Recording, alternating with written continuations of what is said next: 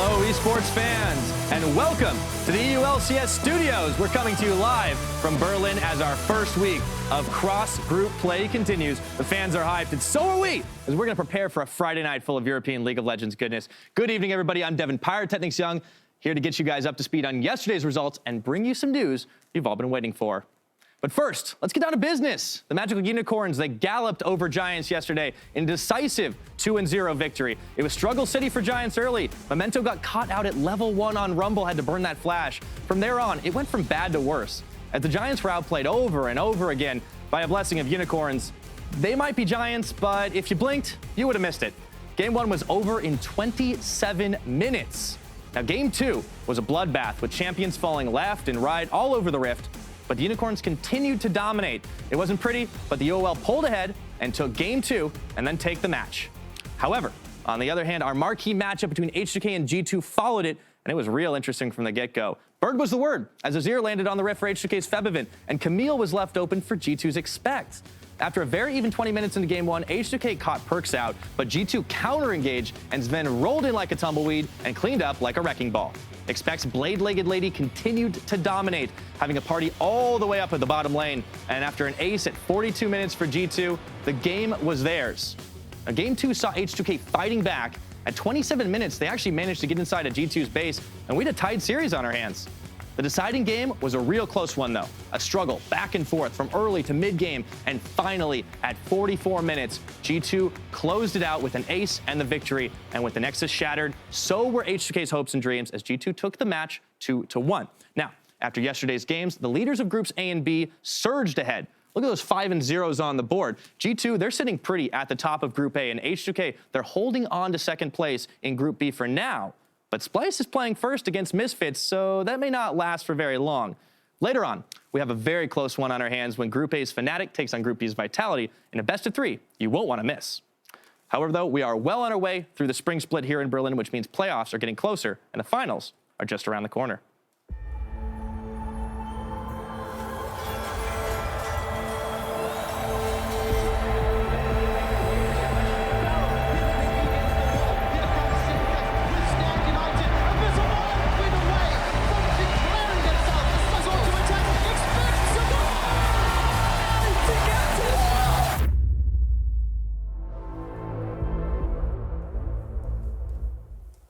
Welcome everyone to the Analyst Desk. I'm Eva Shock-Supporter, joined here by James Stress O'Leary and the jungler for Giants, Jonas Memento El Margici. Thank you so much for joining us, Memento. Thank you for having me. You know, it was a kind of an intense game yesterday, but nevertheless, very happy to have you. Well, I wouldn't say intense, but they were pretty quick. Yeah, they were. Well, we're going to reset and enjoy the games today, and we're going to Hamburg for the spring finals. It's going to be great. Beautiful city, just a stone's throw away from my home here in Berlin. I'm looking forward to being in front of the German crowd again. Well, definitely. And the teams here, that is what they're fighting for. So let's take a look at our first matchup of the evening. Splyce versus Misfits. Rather similar stories here from Challenger to LCS, a bit more recently for the Misfits. And, well, we have to talk about a couple of things. As you see here, the junglers will be a huge matchup. Trashy hasn't been doing so hot in the early game for Splyce. Cacao has been really strong. Memento, how much will this matchup influence the games? I think it's going to influence quite a lot, actually. Trashy had pretty underwhelming performance last week. But I think, honestly, he just had a bad week, which we can all have. And I think if he doesn't step up, it's going to be a really hard game for them. And it was interesting, we were discussing before the show backstage about how maybe respect played into this. And Memento, you kind of had opinions that Trashy looked to be not respecting Zese last week? I think that's a common mistake when you face a rookie. You think that he's a rookie, what can he do, you know? So he just like, what Trashy did, he was playing Kha'Zix and he was quite low. He was like 70%. And he just like face checks the river and Cirque is standing there and he dies. Like that, and then the Exile gets double buff, and the game just got a lot harder.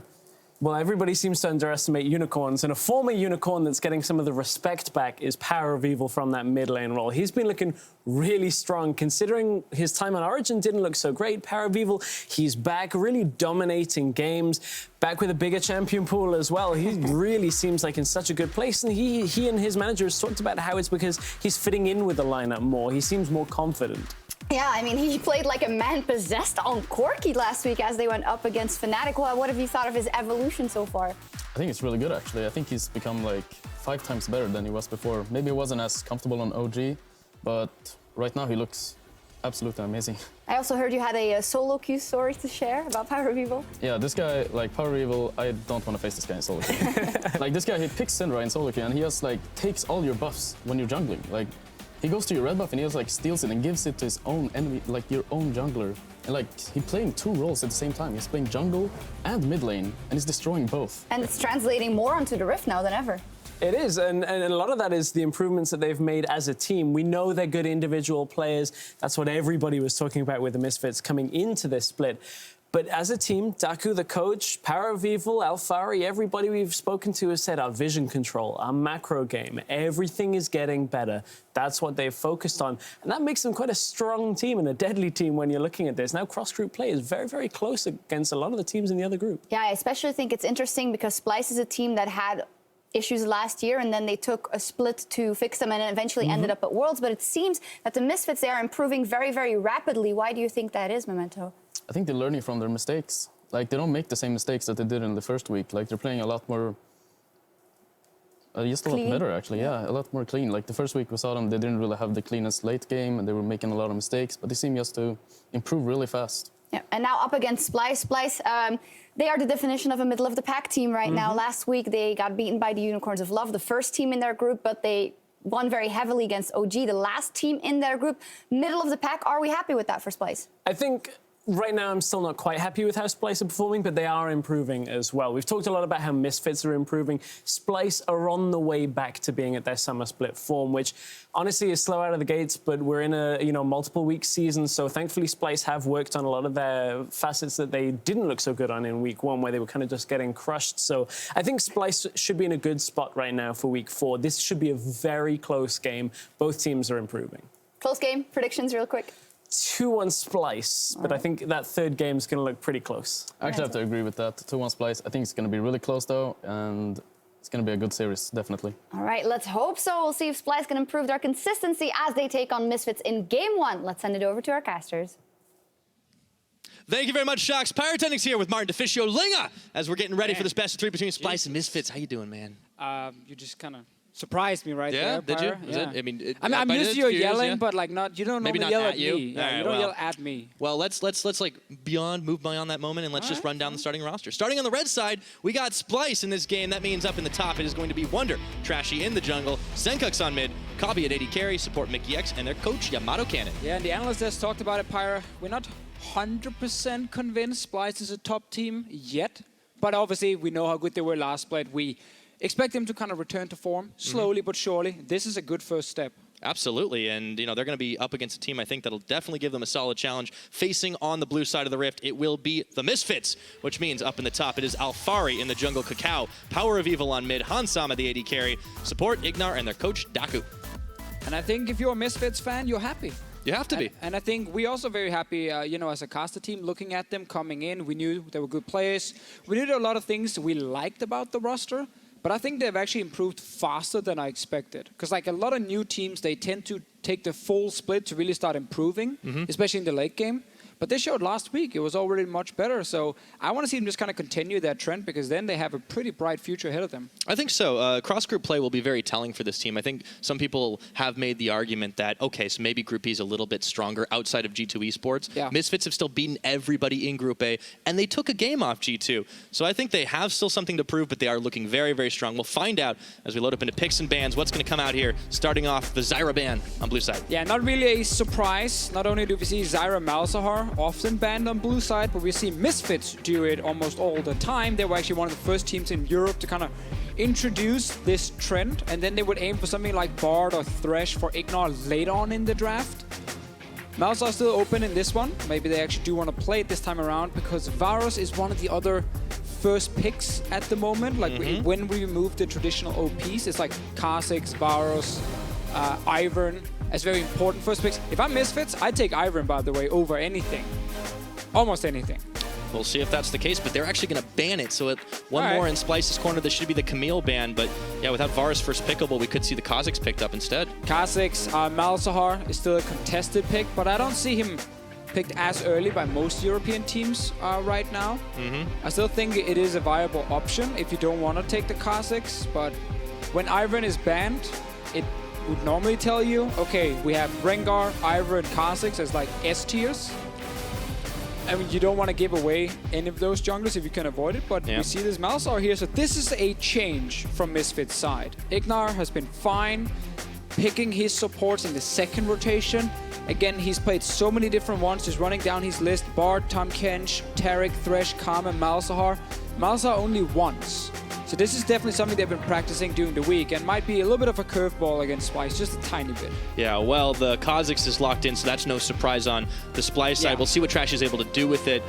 You know, early game's not always been his forte. Just give me Jhin here, honestly. If I'm Splyce, I think Jhin is the best available AD carry when Varus is gone. Ashe has fallen down just slightly due to lethality buffs. And then you also have the option to either pick your support against the Malzahar in the next rotation, or you can take one of these like top laners and then ban 2 tops, something we see quite often. So I think this makes a lot of sense. No real surprises with the picks, but a small surprise that Misfits are valuing the Malzahar now. See what Misfits answer back on the other side. They gave the Kha'Zix away. Kakao is going to lock in the Lee Sin.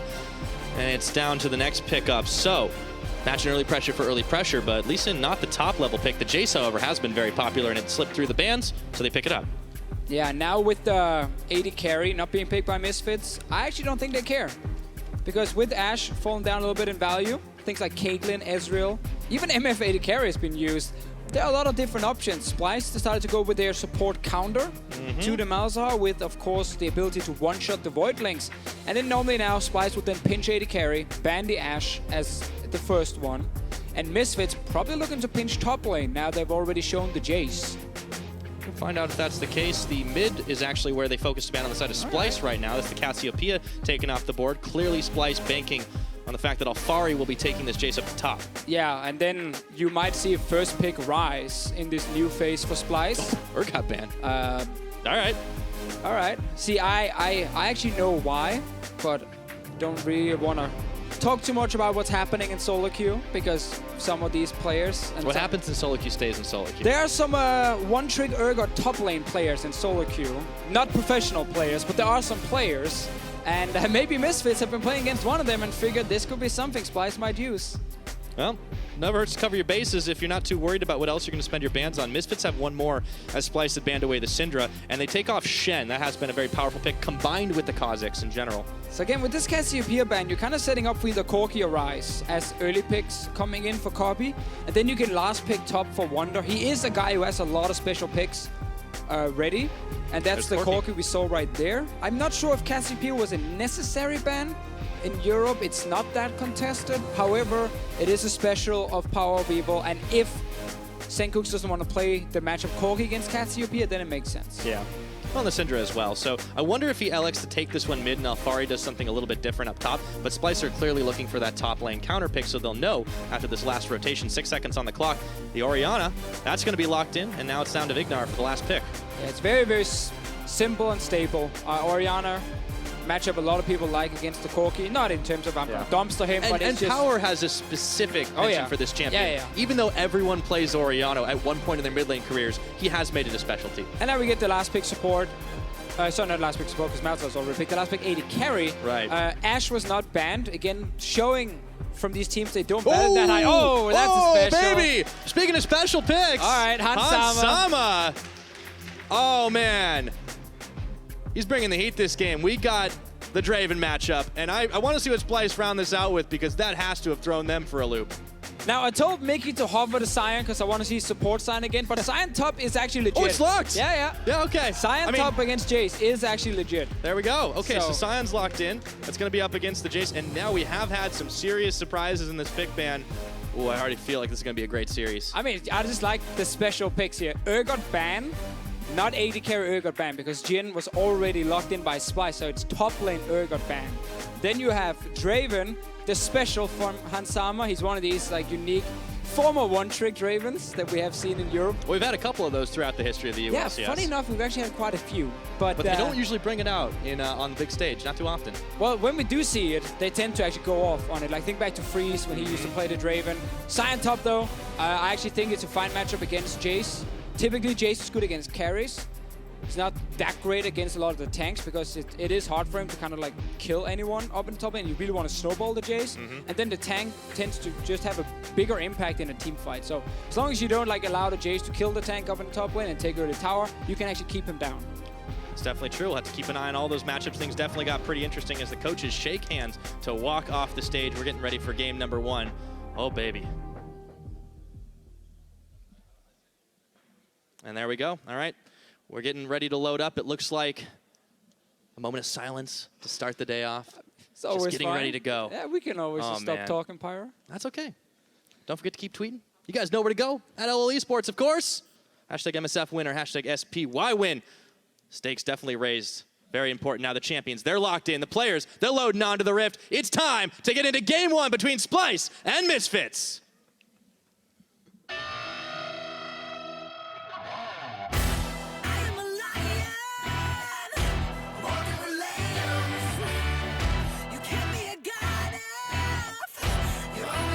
He wants an amazing power of evil. Oh, that's the big one.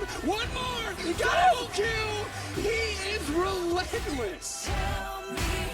Trashy had already taken out Nuke Duck. It's a double kill to the Rengar of all people. We got it. Boom. All right, we're already in the line of scrimmage here. Misfits bringing some new stuff. And come on, to the game Rift. one, Pyra, and we get this kind of pick and ban phase. Oh, yeah.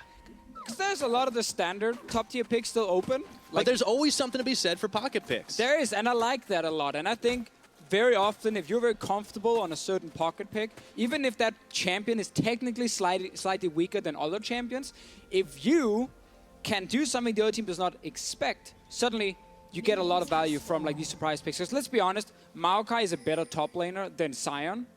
But if Wonder feels 100% comfortable in this matchup against the Jace, he might know something Alfari does not, and that gives an advantage over the Splyce. Yeah, it also combos up nice and well. It may not be in the bottom lane, but the reason that works so well with the Decimating Smash into the Flourish, they can get a serious CC train going. And on the other side, I mean, when do you expect the Draven? Yes, it's Han Sama's favorite, but we haven't seen this pick in any region in this year. No, and I want to see if it's Ghostblade Rush Draven, because before lethality changes, a lot of like Dravens would go just like stack as much AD as possible. But I actually think now you can go for a lot of armor pen, and then you can really deal some insane damage in the mid game. Yes, you can.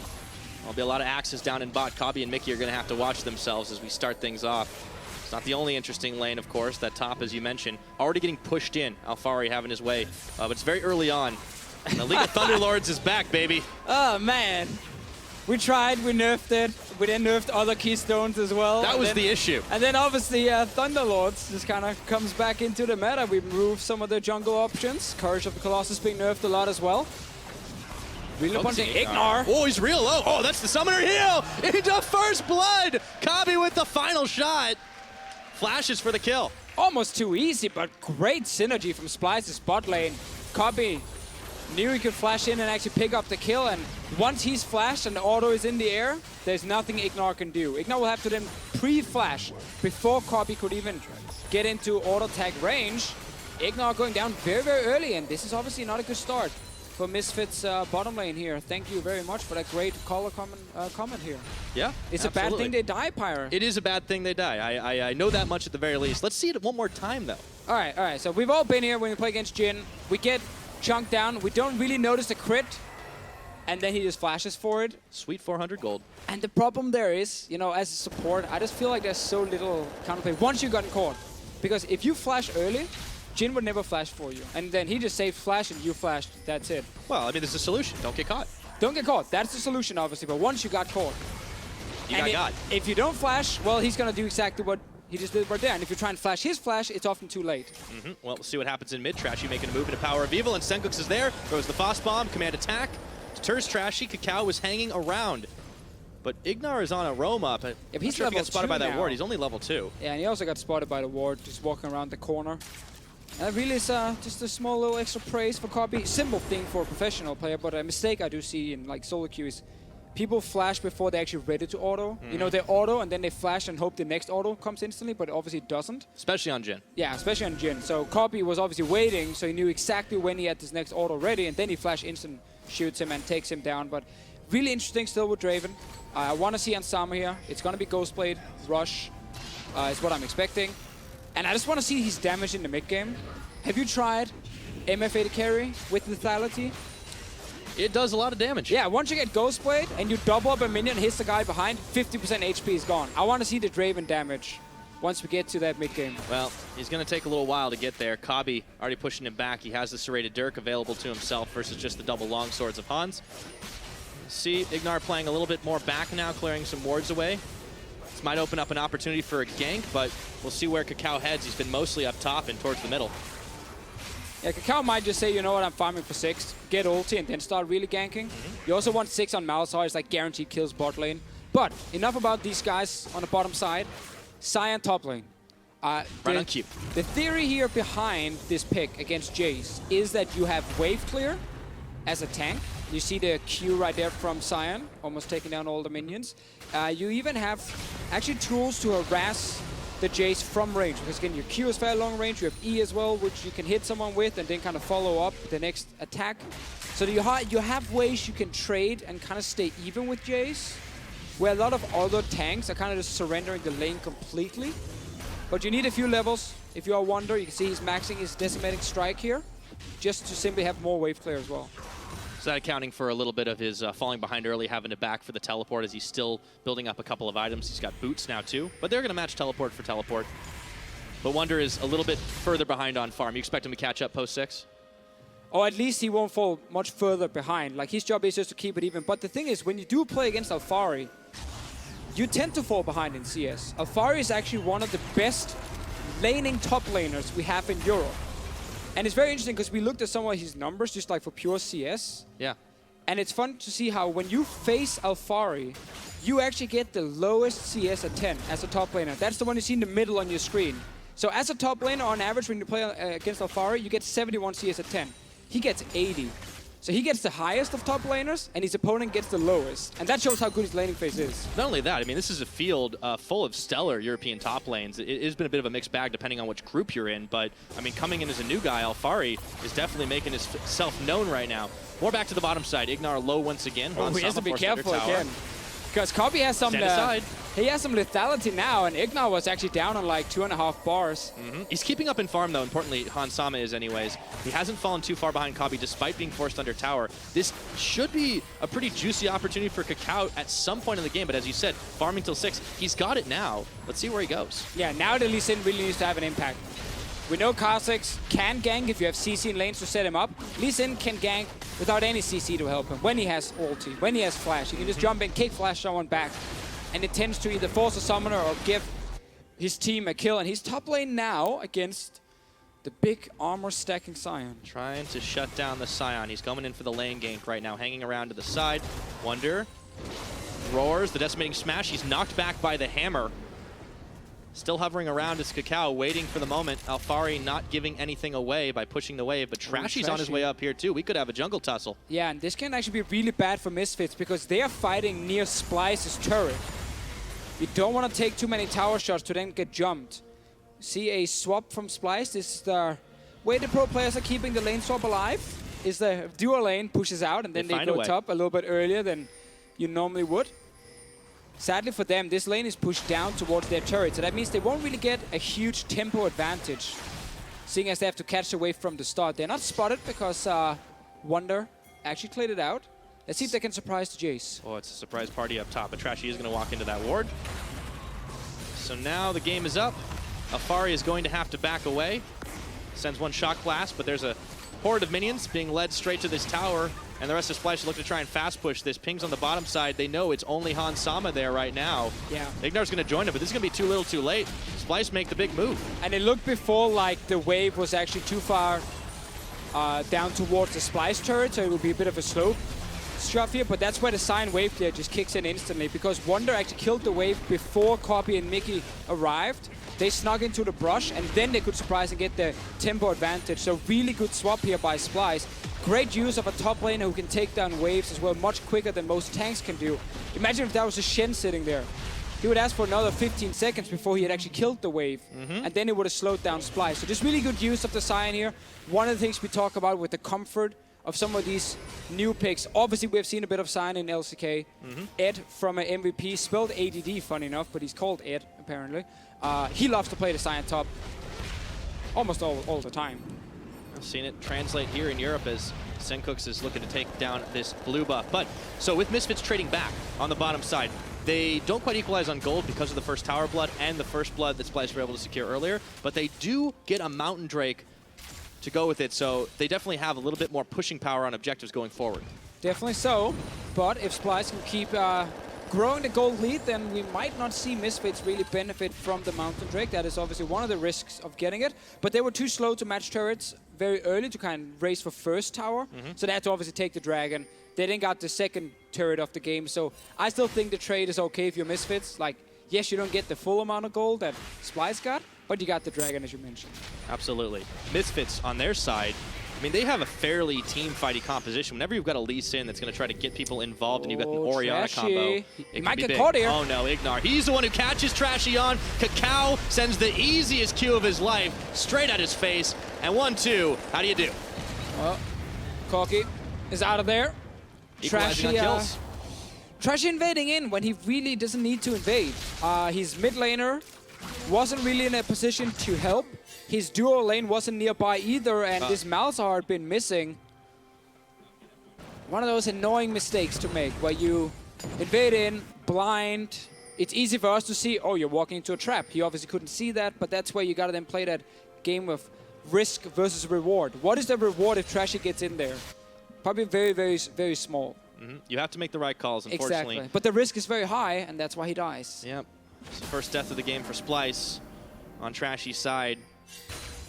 He has not had the greatest impact in some of his early games lately, but he is on this champion that can snowball and roll ahead. Meanwhile, up top, he might get a chance to redeem himself here as Alfari's a little low. Flashing forward, sends the Void Spikes. Wonders knocked back, flashing forward to Trashy. Sinks the claws in for a kill. And Kakao is just a little too late to the party. Kakao was around, but he doesn't have ulti, so might not want to commit here specifically. Alfari ends up going down. Trashy getting some revenge after dying before. Very important for Splyce that they get some armor on this sign here, because again, he's against Jace, Lee Sin, and Draven. 3 champions with a ton of physical damage.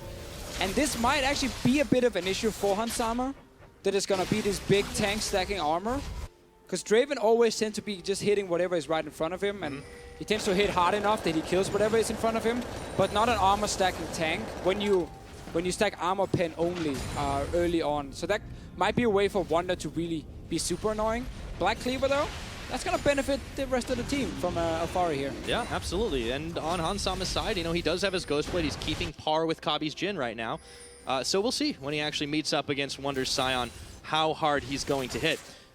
And the adaptation really just is like, he's probably going to go Edge of Night now, and then he goes Last Whisper fairly early on into the game. So he has the Bloodthirster early. Yeah, so he has some armor pen against the Sign, because the other 4 members from Splyce will obviously have very low amount of armor, so that's where the lethality is going to kick in instantly. But against the Scion, not as effective. That's why you need Last Whisper. Well, if the armor gets too high on Splyce's side, Misfits can always rely on Power of Evil. We've seen Orianna late game shockwaves, and he's been quite a part of the highlight reel for several years now. Hitting some real big ones, even stolen a few Barons in his time. Yeah, well, where's the Smite Orianna? Yeah, it's been a while since we saw that. You can't just introduce that and then take it back. You gotta keep committing. I think he tried. This is gonna be quite a gank in There mid. we go. Splyce hovering to top side. Ignar roving in, he gets captive audienced. So that's going to be stopped short. Mickey and Kabi were able to back out through a river. Ping's flying. Misfits trying to be careful not to overstep and overstay their welcome. Just some good decision here when it comes to the placement on the map. Both teams kind of agreeing on a side each. Top side, that's yours if you're Splyce. Bot side, that's Misfits. It's a gentleman's agreement. It is definitely an agreement. That's why you saw Splyce hover towards the top side and why Misfits couldn't actually pull off the gank. Wonder into the wall. Not quite connecting on the pain train. Alfari still not giving it up. He sends a shock blast at the back of Wonder. It's a parting shot. Kakao is not able to connect. Man, that was such an awkward ulti from Wonder. I'm not sure if he expected Trashy to finish the Grump earlier and kind of jump over the wall. But I'm actually pretty happy Trashy just said, screw you, I'm just going to take the Grump, because if I go for this fight, we're all going to get collapsed on by like 4 members and die. Misfits kind of forgot the agreement here. Yep. Bot side was theirs, and now they gave it up. Completely forgot about a big wave in the bottom lane and a Corki who just picks up a free turret. It's a bit of a rookie mistake. Splyce are finding openings and punishing right now. So with that second tower, they're going to build back on the gold leads. About 1,500 in their favor, and going 15 minutes into this game, they can be pretty happy about that fact. And I think, again, credit to Trashy on the top side right there, not engaging into that fight. Seeing as Splyce was most likely calling, no one was bot lane, and that meant 5 members from Misfits could be on top side. And then you never want to fight, because you're playing cross map, you're waiting for Corki to take a free turret in the bottom lane. So Misfits were gambling on trying to create a pick. It backfired, and you're now further down in gold. So with that, Splyce have moved farther ahead. They pick up the Trinity Force for Sencooks' Corki. With that power spike and the gold lead they have, is now the time they can bust the map open. It looks like they're trying to force another catch. Well, first of all, they have already opened the side turrets. So they have gotten quite an advantage. Mid lane is going to be much harder against the Orianna wave clear to take down. Luckily, you can send the Corki to the side lane, and if you can then move Orianna down and force her to try and defend, you can take a mid turret. Wonder's getting ganked. He's not got his ultimate available, run smack dab into Ignar, and even though Splyce are going to be able to take down the Dragon, Wonder's going to give his life for it. They're going to have to kill him twice, but Hansama cashes in. Let's see if Splyce can get any damage on this mid lane turret. Trashy just recalled after taking Dragon because he was fairly low. Power's still here, though. Yeah, Splyce might have to just back away, so Misfits, they knew they couldn't really defend the Dragon once it was started, and they just said, let's get the best we can on the map. And we actually see a mistake we've seen from Splyce so often this split. When they are the ones making cross-map plays, Wonder tends to be ganked, and Wonder tends to die. And this is both on him, but also on the team. Because there seems to be very little communication between where they're making a play on the map and then Wonder. And that's why he often ends up like getting ganked and either dove or just like dies to multiple people. That was a big setup on the gank too, and it's going to open up a chance for Misfits to knock down this tower now. Yeah. Easy peasy. And not only that, Hansama got himself a kill. That's important for any AD carry. Oh yeah. But for a Draven, that's money in the bank. Did you see how much gold he got? A lot. When he cashed in. Super important for him because he's just been sitting there. But you're playing Sion as well. Your ulti is fantastic when it comes to escaping potential ganks. So if Splyce right there are just aware, okay, we're getting a free Dragon, that means they gave up bot side. They can only be top side then. Call that to Wonder, and then 5 seconds earlier, he just ultis out of that lane. Like, he's just out of that lane, gone. Misfits will get the turret, but they won't get the kill. So you just give them like a slightly more gold than they actually were supposed to get. And you take Wonder and you just knock him down a peck when you actually didn't need to. And speaking of slightly more gold, Misfits have actually found themselves on the up and up. It's only 200, but you know, considering they were down by close enough to 2,000, this game has swung back in their favor for sure. And Hansama got 726 gold from that kill. That'll invest quite a lot towards that BF sword that he picked up, and you know, he's got the attack speed boots as well with Berserker Greaves. He can start chasing people down. That's when you start to get the solo Q flashes. Oh god, he's coming after me. Oh god, he's coming after me. Okay. Splyce might be in some trouble. And he is going for the stack. Sorry, I actually just muted myself right there. That happens. Yeah, we have the cough button here on the side, so you guys don't have to hear us cough. And then when we talk, if you press that, you mute yourself. And I just did that for some reason. I've only done this for 3 years, Pyro. How would I know? Yeah, I know. I don't blame you. I'll give you one more free pass. It is also the trick, if you cast with someone you don't like, you can start muting them. Exactly. Shockwave is not going to connect, though. Power of Evil was trying to get a catch out. Kakao actually steals away this red buff up top. Misfits are starting to push in a little further, and they have map control this side of the river. It's been a very interesting start to the game. It hasn't been like insane amounts of kills or anything, but there's been a lot of small attacks on the map against each other, and some of them can be quite difficult to kind of follow because they trade very quickly. It's like you get bot side, I get top side, then they kind of swap it around a little bit. One guy's a little bit out of position, then he gets caught and he dies, or you lose a turret. But it's so even right now. Scaling-wise, whenever you run these double AD carry setups that we see on Splyce, you always have a lot of options in late game fights. You also have a big tank in Sion who's going to stack armor. So that is definitely like a strong enough core to win late game team fights if you are Splyce. But also when you have Orianna, you have late game Draven, that suddenly gives Misfits a lot of chances to win. So I think both teams actually have really good chances of taking late game fights. Well, we're still in the mid game, and that tower is going to be taken out. Kakao tanks one shot. Alfari takes a second of the curtain. Call and Wonder comes train wrecking in, but he doesn't find a target, and they kick him back into the team. Ults on him, and they will take him out. Hans once again with the kill. Stands aside. Shockwave pulls in Wonder. Misfits trying to back away. Senkuk stepping forward will not find the kill. It is a 1-for-0, and Misfits get the tower, but they might lose mid. Wonder, he saw the hero engage, he didn't hit anyone, and then he tried to flash out instantly. Completely backfired.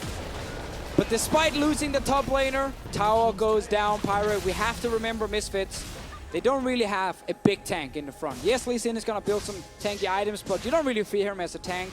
You need to get the catch off first. Exactly, there's a lot of members here from Misfits who need to respect if they're low on HP, because they will die to like a Jin W or Jin ulti. And a rocket, a big rocket from Corki. And that's why Misfits have to back away if they get chunked in these fights here. Now let's take a look at how it started again. They seem to be respecting the distance, but when the curtains opened up, they backed off, and Wonder just couldn't find a target. He couldn't find it, and Senkuk just wasn't nearby. It's a little bit uncoordinated, we have to say. And I like the response from Misfits. It's been like, it's Ignar 45. almost died there. Yeah, now, when you play against Corki rockets, when you play against things like Jin's W, when you're this low, as a support, even as a top laner, and you're a squishy one, you just have to back away. Like, Mithy showed yesterday what happens if you don't back away. And he was also being a nice guy who would tank every skill shot for his team. You end up going 0-6, 0-7. And we don't want to see that on Misfits. We're not quite in that territory yet. 3-2 in kills as we crest the 20-minute mark. The goal game pretty close, but Misfits, they've been pulling up and ahead and just getting the catches, getting the slightly better trades for themselves, even though objectives have gone back and forth with 3 towers apiece.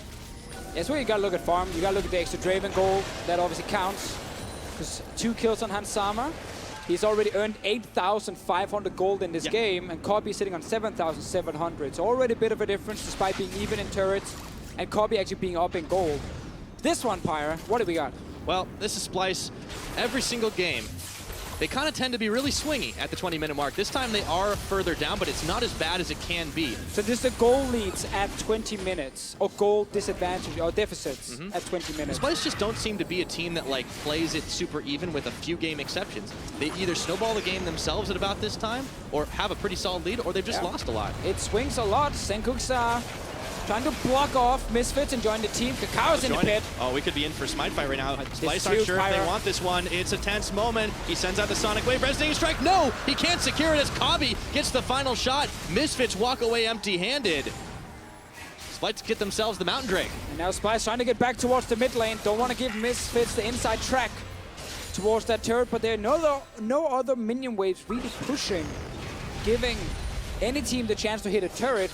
Baron, 22 minutes in, that's going to be early, and it's 5 members alive as well on the side of Splyce. That is going to clear out the vision for now. Misfits not playing too over-aggressive, but still, it seems like the game plan, as always when you've got a Draven, feed the Draven, get him up, and with those 2 kills they've gotten him. Still sitting on 2 items right now. The Bloodthirster was second, so he went for the more traditional build path.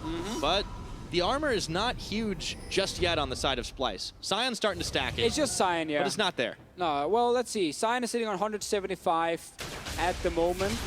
They're still shredding through him. I mean, once Ignar has the ult on him, I mean, even that last fight, even though Mickey X had the wild growth, they still were able to take him down. That might be one of the strategies for Misfits, because they have to take care of the big front line first. But that's always, again, the fun thing I think about the current meta is a lot of comps either has 1 tank or no tanks.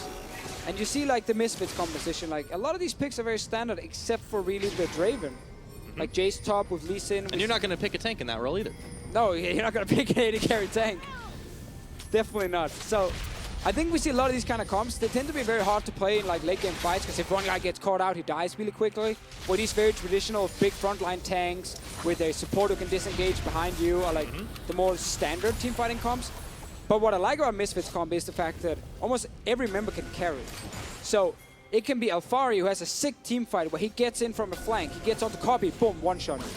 It can be the fight where Kakao is the hero, kicks the right guy just into the team. Hans Sama kites really well on Draven, hits some squishies. Like, A lot of ways to carry here. Start. They've got Mickey X, and they shred through him instantly. Kakao gets the final kill, and they take down Trashy Hansama, flashing away. Ignar had already gone down, but this trade has gone well for Misfits so far. 2 for 1. And we see why Malzahar is still considered such a good pick. Flash ulti and you guarantee a kill starting the fight. Yes, Ignar died himself, but it was enough for Misfits to get 2 kills. That's worth, man. They're respecting the poke again, though. I just want to recall instantly, but now the outer turrets are gone. No one can really easily take down a tower. Like, you have to win a big fight, have a lot of members alive, and then take a turret. Or you have to try and go for one of these river objectives. Oh, this is just a little bit risky by Splyce. They're kind of gambling on, like, where could Misfits be? And just get jumped. But they just get 2 quick pickups, man. Splyce, they were not respecting where Misfits could be on the map for sure. The vision game has been incredibly important, but it's been split. A lot of it was in the top side.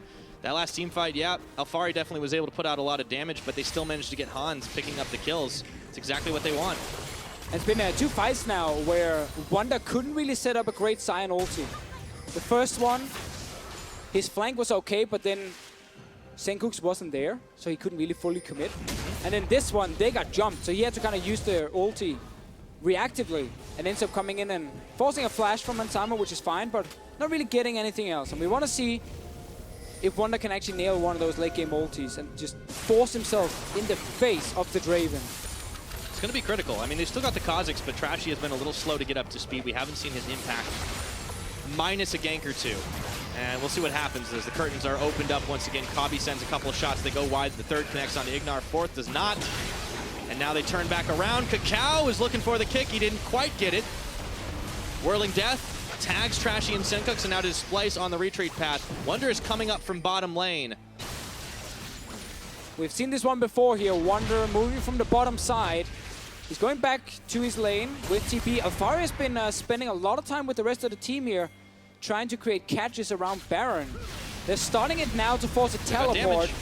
They're gonna force TP from Wonder. Trashy's down to 50%. Ignar's got the ult. Oh, Kakao's just gonna go in and eliminate him instantly. The rest of Splyce, they're showing up here, but let's see if Misfits are able to get away. They're gonna try to back out. The Pain Train connects, and Senkux claims the kill. The Baron fights on. Kakao gets the smite down. He safeguards out. They're following through. Shockwave, everything is going nuts. It's 2 for 2 on the fight. A double kill to Senkux. Hansama is wreaking havoc, and he's trying to stay alive, but not for long. A triple kill for the Corki. And Power is going home, or is he? Ignar turning Mickey X back. Wonder getting a little low in this one, and he is gonna be taken down. He's got no flash, he's got a smash, but he's out of there.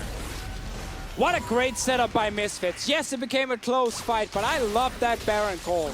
They chunked Trashy down with a great ulti from Kakao, and they just instantly moved to Baron. They already had the vision set up, and they knew if Kha'Zix showed up, Ignar was on the correct side of the wall. He would just ult him instantly. They would kill him. There would be no smite from Splyce. The mistakes we saw in week 1 and 2 from Misfits around Baron have been fixed completely. This is such a good setup. They know he's low. He steps forward. Boom, Ignar catches him. All planned. Yes, okay, it's a tough fight to win now, but it's still a really good setup in the start.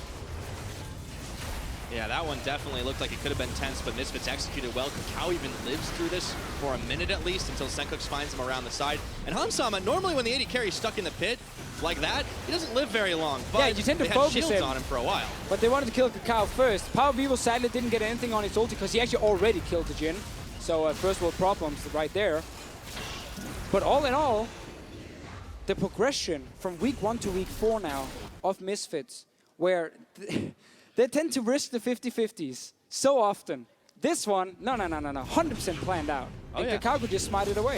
Absolutely, and he can have himself a cackle for sure. Misfits now able to take down Mountain Drake, number 3, second for them this game. There have been quite a lot, so that means they'll be able to shred through towers that much more quicker. With the Baron empowered minions at 28 minutes, things are looking great for this team. I really have to give a lot of credit to the combination of Kakao and Ignar. They have had some serious synergy this game. The moment you see Ignar getting another grasp on, Kakao is right behind him and they finish the kill off. I agree. The synergy between them and the team is great. We've heard Ignar in one of the interviews already. His English is fantastic. Like, he can actually translate for Kakao as well wherever it's needed. Kakao is still trying to pick up some of the things, but his English for in-game is just fine. And And that's one of the things I think it's important to highlight, Pyro, with Misfits, is it's 5 good players, but it's also like a really good team around them. I had the pleasure of talking to the analyst, Nasir. Some people might know him from War Room. He's also called Empire. He's the head analyst for them, who's doing a lot of scouting, the pick and ban, all these kind of things. Then, of course, Daku is the head coach. We've seen him on the analyst desk. Might talk more about the last guy after this one. Ooh, Alfari, he's going to get a knockaway, but Wonder's going to follow him. The smash won't be there. Acceleration gauge is going to try to finish him off, kiting away best he can, but the rockets are flying, not connecting. Alfari a little slow, still managing to dodge. Meanwhile, Misfits, they're up bot side, and they're on Splyce's towers. Well, can they take the tower down? That's the question. Gets the kill, but, I mean, they've lost a tower for it. They have. Misfits know, okay, we got a turret, but now it's 4v5. Let's step away. Smart call again. But the last guy with the team, I think we have to highlight because it's 3 guys kind of doing the in-game coaching. So we had Nazir, the analyst, Daku, of course, the head coach, and then Paragon, people might know from his time in North America, where he actually was coaching and playing a little bit, is the role coach, a guy who like focused a lot on the laning phase, like the micro things in-game.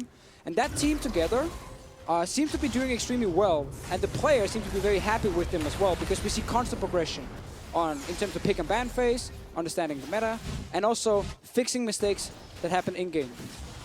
Speaking of, Alfari was a little pushed up, but you have to wonder if this wasn't maybe a little more calculated because he lived for just so damn long, and Splyce were meanwhile poor Wonder also ends up missing side. Everything here. Like he ulted straight into the wall, then the Q obviously was sidestepped by Alfari. It's been a tough game for the Scion.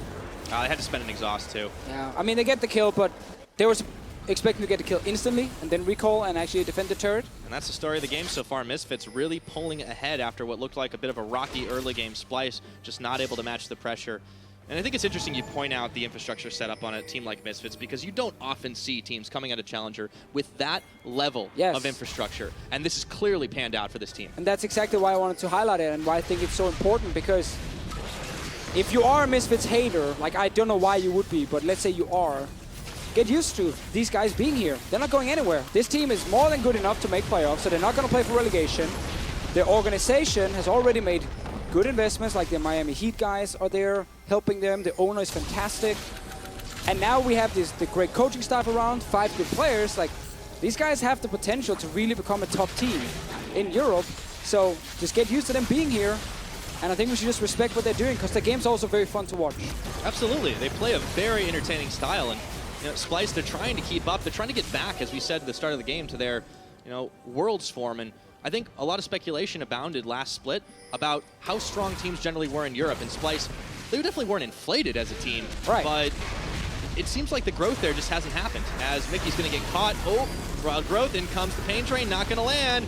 Deadly Flourish, they're going to separate Power of Evil as he has to flash away. Whirling Death comes in to try and shred through some of the health bars. They pull Wonder in. The curtain call's there. Kakao gets the kickback, and Sunkooks is not going to be taken down today. Kakao tanking curtain call shots, but they are all out of bullets right now. Wonder still getting shredded through. It's just a poke battle back and forth.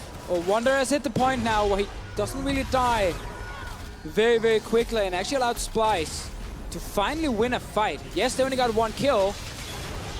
And that's sadly for them. Well, there's bot lane. They can actually get bot lane here. It's a massive got wave. a big wave. Kobe is down to 50%. He has to be careful. Alfari with a shock boss will get him very low.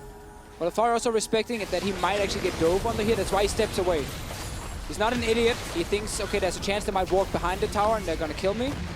And that's why he plays it very, very safe. So Splyce managed to find themselves a tower after surviving and winning a fight, or at least pushing everybody back. Let's see it one more time. Started with Ignar, but it ended with a lot of damage. I think that's the first time we've seen a misused ulti by Ignar here, where the rest of Misfits weren't actually ready to fight it. Kakao is joining now. Alfari is joining from base. Kick is fine onto Senkooks, but now you don't have any follow-up, and there's no Malza ulti to kind of pick that one target you want to kill, and that means Splyce can finally get to play with the tank in the front, the big carries in the back. It's cool and collected. Splyce were able to do it. This is still a close game, Pyro. Oh, it absolutely is. For all we've talked about Misfits, it's only 4,000 gold. It's not a huge difference. The Dragons are comparable. There's an Infernal, by the way, and Baron is back up. Shockwave whiffs on that. Power's not going to have it for a bit. Oh, this is big here for Splyce. Wonder's going in. Oh, can't connect on Ignar. Kakao is just riding all the way in to try and get to the tower to defend, but Hansama was caught out, isolated by Trash. He sends the stand aside and uses every summoner spell to get away. Splyce might take this for a moment to try and bait out Baron. A lot of cooldowns now here on the side of Misfits. Splyce have almost everything ready except for Flash on Sencooks, and then of course a few ultis here and there, but they can win without them. They're starting this Baron. The cow is hovering around the side. He does land the Sonic Wave. Resonating Strike not going to go because Splyce have peeled off. Redemption Holy coming in, moly. but they have flashed forward. They've caught Wonder out. Even though with the Wild Growth, he's going to survive through it. But he's Splyce low trying now. to limp away. He's way too low. Their front line is evaporated. Power of Evil has nearly got his Shockwave back, and now Senkook's dodging and diving away from the Sonic Wave. Baron has been thwarted. Misfits knew they could still take the fight around Baron, but Splyce also knew that a lot of things were on cooldown. So maybe they were hoping to get the proper setup. There was no ulti from Wonder, sadly, to actually start the fight. So they were kind of caught at the Baron. And we got to see this Malzahar just saying, like, you know what, late game, I can just ulti the frontline tank. I don't care, I'm just going to ulti him. I get % damage onto him. My team can then get him low and force him away. And Splyce can't really team fight without Wonder in the front because there's so much damage on the side of Misfits. Absolutely, and there's a lot of CC too they have to be careful of. You see the QSSs there. Now Splyce, they're going to try to contest on this Dragon. Trashy's here. It could be a smite fight. Looks like that's the case, but Kakao is isolated. They're going to be able to secure with the help of Power of Evil, but holy moly, Ignar just gets shredded. One kill for Splyce here. They might go back to Baron and try the exact same play we saw before. See if they can force a team fight. Power of Evil's running from base with home guards. Missed that one from Alfari, can be very crucial. Baron's being taken down pretty quickly here. They have the Mountain Drake available to them. Kakau's around the really corner. need this one Whirling Death. Kakao is coming around the backside. They just want to hold Detected. out. They have to know this is happening. It's going in low. It's going to get course he started. gets it. Stolen Of course he away gets from it. Kakao.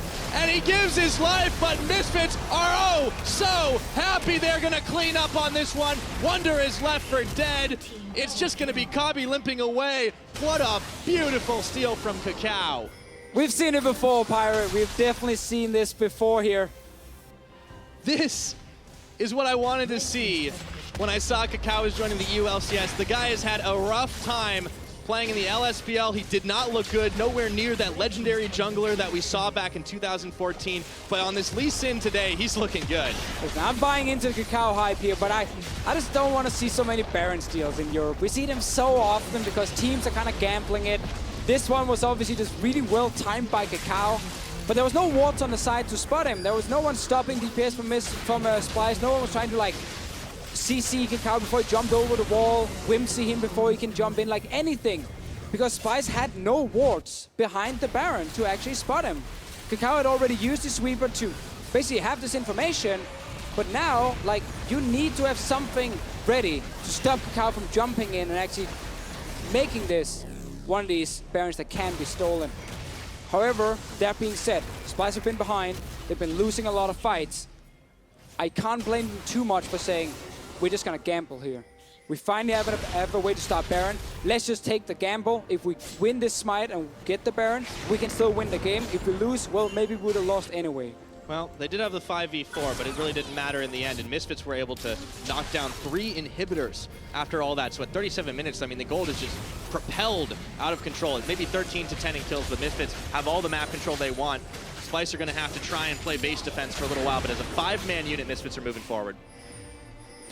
Oh, Splyce, at the moment, have to start thinking about game 2 as well. Not that this game is necessarily completely over. We've seen some very close team fights, but it is getting harder and harder without any inhibs as well. Here comes One the that's flying Scion. again. Choo-choo, it's going to land onto Ignar. He gets the smash, Trashy tags in, but a double shockwave is huge from Misfits as they turn it on. And the fight keeps on going. Wonder, undead, and now re-dead. Whirling Death is going to shut down Kabi. I think that's game over. Pyra, I agree 100% because they got a million super minions as well. Yeah, nothing Splyce can do. It is only Mickey X to stand around and watch the Nexus fall. Misfits, it was a bit back and forth, but they knocked down the Nexus for game 1. Very, very close early to mid-game here. Teams were trading towers, they were trading kills, but when it came down to the nitty-gritty team fights towards the end that decided this game, advantage Misfits. We talked about their comp, like there's so many members who can carry. Malzahar support is one of the supports where you feel like you really have an impact as well in fights. Like if you pick the correct target, if you flash in, you ult them, and your team follows up, you're like, yeah, I'm the hero right there. I killed that one guy. And Ignar did quite a lot of that. And Ignar did a lot of that. But every other member as well had a champion where they could be the big hero in a fight. And that's one of the things we really like here is the fact that Alphari, Kakao, Power Viva, Hansam, Ignar, they can all carry. They can all carry. That was a great thing. If you can't shut down anybody if you're Splyce. They tried up in the top side. Alphari was like, that's fine. I'm just going to still get my items, keep poking out. And at the end of the day, the one tank in Sion, it just wasn't enough. I liked the draft from Splyce. I really did. But it comes down to, as you said, this nitty-gritty execution. Yeah, and a Kha'Zix who just didn't have an impact in the late game fights compared to what Lee Sin did. And that was it. So, Misfits, they've taken game one in this best of three. Let's head over to the analyst desk to break down how it all happened. Thank you so much indeed. A fantastic performance by the Misfits, taking game one by storm. On the other hand, there were a lot of questions about some of the macro decisions that Splyce made. And I actually just want to ask you guys why some of the decisions were made in your mind. And I want to start off with the very early swap that happened from the side of Splyce when they had a huge advantage in the bottom lane and seemingly not a big disadvantage in the top lane with the Jace versus Sion. For me, it seems like they were actually winning bot lane, so I didn't really understand the swap, why they did it, because they've already set up all the vision around bot side. They have 3 pinks there. And Sion actually has TP advantage in 1 minute. Like, he will have 1 minute window where they can just TP on bot lane and shut down Draven. But here they just decide to go top lane instead and get the turret. I get the idea, they want to get the first turret, but they're already winning bot lane. They can just play around bot instead. And they leave a lot of things available for Misfits on this. Well, you're not shutting down the Draven by killing him and halving the stacks. You're giving them a Mountain Drake. You're giving them the tower. So, well, yes, maybe there's that gold advantage from Tower First Blood, but inevitably, Misfits actually just kind of win out on that, and it gives them an easy way out of what should have been a tough laning phase after they died level 1. And Memento, you were saying how you think it might have been an automatic response because when we see Shen a lot, bottom lanes decide to swap out to the top lane, but this wasn't the case. No, I think this was just some kind of instinct by Splyce. I don't actually see the reason behind the lane swap, actually. Because against Shen, you don't want him to hit the level 6 and go collapse on your bot lane. So it makes sense you go towards the Shen instead. But this game, they were actually winning bot lane, they were pushing him pretty hard, they were getting low on the turret, it was easy dive. They just needed to wait for the TP from Sion, and they just make the TP play. And they even had the package from Corki. So a mistake from Splyce there, but no man overboard. It actually was quite even until we got to the team fights. Yeah, it was pretty even, but then Misfits' good vision control, we were speaking about that before the game, and it allowed them to make proactive plays, and that was the key difference maker. Is Ignar, this first pick, Malzahar, didn't work in the laning phase, but jumps right onto Mickey X for the kill. You can tell they're really comfortable on this Malzahar. Ignar just seems to be pulling shots here. Like, he's always catching someone, and they always seem to get an advantage off it. The thing that kept this game close, though, is at the end of all of these fights that Misfits start, Splyce fire back with a bunch of poke at the end, and suddenly Corki's landing rocket damage, and it did slow Misfits' ability to actually take objectives from that. So that's why Splyce held in on the game for so long. It was just the tail end of the fights didn't go Misfits' way. They did. If we look at the macro questions, was it the right decision by Splyce early? No. Did they play the fights correctly? Maybe not entirely. Sion did not often get a fantastic engage off, but then it comes to something very, very crucial, objective control in the late game. And this was a very puzzling sequence of events to us. The dragon gets stolen away. And what does Splyce do after? Well, Misfits, they managed to secure it from Kakao, and so Trashy uses his smite here and uses it early. And then Memento, we were talking about this. Is this just a knock-on play from just the Infernal Drake? This is just Trashy getting triggered. He's like, you want to steal my Drake? I'll go right to Nash. Try me there instead. But what I think the idea right here is that they're like, okay, Jhin, he can secure the Nash with the last shot. And that's fine, like, but it's still really risky. You don't need to do this. So Jhin holds the 4th shot and he shoots it just way too late and they burst it at the same time. Senkuk's like, I think there's some miscommunication there. They're not having any synergy on the burst. And there's no smite, so... Yeah, exactly. You know you shouldn't have go to for hit it. that. You don't have to go for it. And the other problem is the old, going into the Baron pit against the Jace that's got a lot of damage that's firing down on you. The Draven ult was just doing so much damage because Hansama never really got shut down and he just was way ahead on itemization. So stepping into that pit against Misfits is kind of a death sentence for yourself. Definitely. If we take a step back and we think about Splyce, we said they were mediocre, but they were growing, but now they're up against teams from the other group.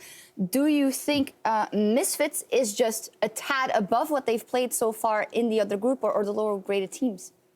I honestly believe just that Misfits, they play more as a team. They seem all to be on the same page all the time. But Splyce, they look like so uncoordinated this game. Like you saw him engage on mid lane when Sion ran in, TP'd in. He's engaging like 10 seconds or 5 seconds before his team even catches up. He just ends up dying. Of course, they get the mid turret, which is good. But it's still like, they're not on the same page. That's how I feel. They don't seem to be. I think with a slightly different draft, Splyce could be okay in game 2 now. As much as the Scion has been played, I think it didn't really fit what Wonder likes to do a lot of the time. He didn't seem comfortable with a lot of the engages, so maybe get Wonder on something that perhaps can carry a little bit more, put a little more damage focus in his hands. We've seen both sides. I think that's where Splyce will be comfortable. I still see them coming in game 2 and getting a win here and evening up the series. Let's see what happens. In any case, very, very impressed by Misfits in this game 1, and we are going to take a break, but when we return, we will have game 2 between Splyce and Misfits. Don't touch that browser. I'm watching you.